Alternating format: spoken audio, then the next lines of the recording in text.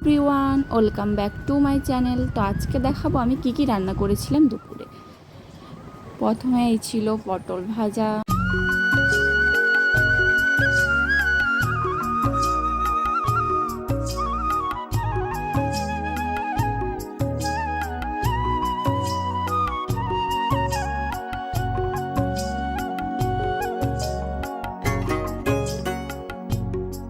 তারপরে ছিল কাঁকরোল ভাজা। কাঁকরোলটা আমি সেদ্ধ করে ভাজিনি, এটাকে আমি এমনি জাস্ট তেলে তুলে নিয়েছি নুন হলুদ মাখিয়ে, বাস। তারপরে এইটা ভাজা হয়ে গেলে এরপরে করব শাক ভাজা। আর আমাদের প্রত্যেক দিনের মেনুতে কিন্তু শাক ভাজাটা অবশ্যই থাকে, শাক আইটেম কিছু না কিছু থাকে। এরপরে ওই লঙ্কা রসুন সব কিছু দিয়ে পেঁয়াজ দিয়ে দিলাম। এবার এটা ভাজা হয়ে গেলে এর উপর দিয়ে দেবো শাকটা, শাকের উপর দিয়ে দেবো নুন হলুদ, বাস। এইটা ভাজা একটু ঢাকা দিয়ে সেদ্ধ করে ভেজে নেব। আর এটা আমি শাকটা কিন্তু আগে সেদ্ধ করিনি, পরে একেবারে তুলে দিয়ে ভেজেছি। তারপরে আবার একটু কড়াইতে তেল দিয়ে তারপরে দিয়ে দিলাম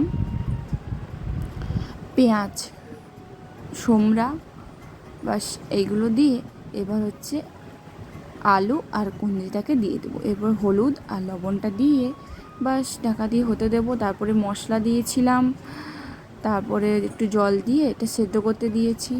তারপরে এটা হয়ে গেলেই নামিয়ে নেবো, বাস রেডি আলু আর কাঁকরোলের তরকারি।